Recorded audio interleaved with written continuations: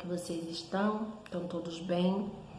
Então vamos começar a nossa aula, né? Hoje vamos estudar ciências, página 72, certo? Então já pegue os livros de vocês e vamos estudar sobre os tecidos. Então o assunto é um pouco extenso e eu quero que vocês também me acompanhem na leitura, certo? Vamos lá. Os tecidos. O nosso corpo é formado por vários tipos de célula que estão agrupados e realizam as atividades que mantêm o nosso corpo vivo. Quando um grupo de células semelhantes desempenha uma função específica, é denominado de tecido. Vamos conhecer cada um dos tecidos do corpo humano a seguir. Então, a gente vai conhecer agora o tecido epitelial. Ele é formado por células das mais variadas formas e também de tamanhos. Esse tecido cobre toda a superfície externa do nosso corpo, revestindo também as diversas cavidades internas do organismo. Observe na imagem o tecido epitelial que constitui a nossa pele. Veja a grande quantidade de células das mais variadas formas e tamanhos. Então, aqui na imagem está mostrando, né? Isso aqui é o tecido epitelial, certo? Então, o tecido epitelial pode apresentar diferentes espessuras de acordo com a porção do corpo que reveste. Essa camada é mais espessa nos locais em que há um maior atrito mecânico, como nas plantas dos pés e das mãos, evidenciada na imagem acima. Então, esse tecido é a pele, minha gente, é a pele da nossa mão e dos nossos pés. Então, a gente vê que é um tecido mais grosso, não é? Não é tão fino. O tecido epitelial, ele é dividido em dois tipos de acordo com sua função. O primeiro é o tecido epitelial de revestimento. No caso, tem a função de revestir o nosso corpo externamente, facilitando a percepção do ambiente, por meio do sentido tátil, e revestir nossos órgãos internos. E o segundo, o tecido epitelial glandular, que é responsável pela formação de secreções em várias partes do corpo, como as glândulas salivares presentes na cavidade bucal, que são estruturas especializadas na produção de saliva. Também temos o tecido conjuntivo. O tecido conjuntivo, ele é associado aos demais tecidos do corpo, dando-lhes sustentação. É o grande responsável pelo estabelecimento e também pela manutenção da forma do corpo, mantendo as células unidas e fornecendo suporte mecânico. É constituído por uma grande variedade de tipos celulares. Então, o tecido conjuntivo também participa ativamente nas funções de defesa do nosso organismo. Quando temos uma inflamação na pele, algumas células presentes no tecido conjuntivo participam do processo inflamatório, que é uma resposta do organismo a infecções ou substâncias químicas irritantes. O tecido muscular, ele é formado por células alongadas. Esse tecido compõe os músculos do corpo e apresenta uma grande capacidade de contração e também relaxamento. Em nosso corpo existem diferentes tipos de tecidos musculares, que são classificados em 3 tipos.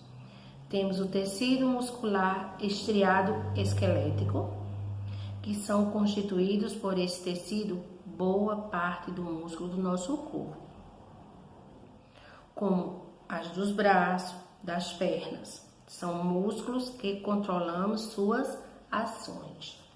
Temos também o tecido muscular estriado cardíaco, tecido que forma a camada muscular do coração. Esse músculo possui contrações involuntárias, ou seja, não o coordenamos. Tecido muscular estriado cardíaco. Também temos o tecido muscular liso, tecido de ação involuntária encontrada nos órgãos internos como o esôfago, o estômago e também a bexiga. E o tecido nervoso? O tecido nervoso constitui o cérebro, a medula espinhal e todos os nervos que encontram-se distribuídos pelo corpo. As células nervosas são responsáveis por coordenar todas as ações do nosso corpo. Dentre as funções desse tecido está a de conduzir para o cérebro. E a medula, informações externas do ambiente ou do próprio organismo, para que sejam processadas e então o corpo emita uma resposta. É através do sistema nervoso que podemos nos relacionar com o meio à nossa volta, percebendo os sons do ambiente como buzinas, músicas e sons de animais. Se você acidentalmente tocar em um objeto quente, como uma panela com água fervendo, rapidamente seu corpo irá se afastar. Isso acontece porque na nossa pele existem células que irão enviar ao cérebro a sensação do perigo. Automaticamente, ela retornará a resposta ao corpo, avisando que isso pode machucá-lo. Essa resposta ocorre de maneira muito rápida. Tecido sanguíneo.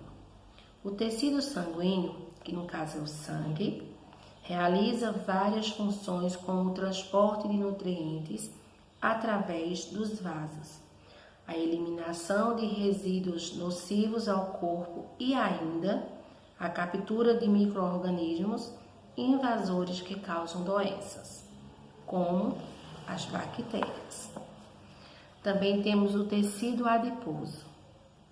Ele tem como principal função reservar gorduras em suas células, que estão localizadas principalmente embaixo da nossa pele, e servir de isolante térmico natural, fazendo com que a temperatura corporal mantenha-se constante. Além disso, o tecido adiposo funciona como uma importante reserva energética. A gordura acumulada nesse tecido é utilizada para a produção de energia usada nas nossas atividades diárias. Temos também o tecido ósseo. O tecido ósseo é o principal componente dos ossos que formam o esqueleto, responsável pela sustentação do nosso corpo e também pela nossa locomoção. Além disso, o tecido ósseo é um reservatório de cálcio, magnésio e fósforo, elementos essenciais ao nosso organismo. Em nosso corpo temos vários tipos de órgãos formados por um conjunto de tecidos que realizam funções específicas. Quando esses órgãos trabalham em conjunto, passam a formar um sistema. E o conjunto desses sistemas é o que domina nosso organismo. Então, aqui na página 72, temos os tecidos. Peço para vocês aí em casa, antes de responder o exercício, reler novamente, tá? Então, temos o exercício na página 74, na página 75 e finaliza na 76, tá bom? Então, por hoje nossa aula finaliza e amanhã, se Deus quiser, estaremos de volta, ok? Então, um beijo para todos vocês. Tchau!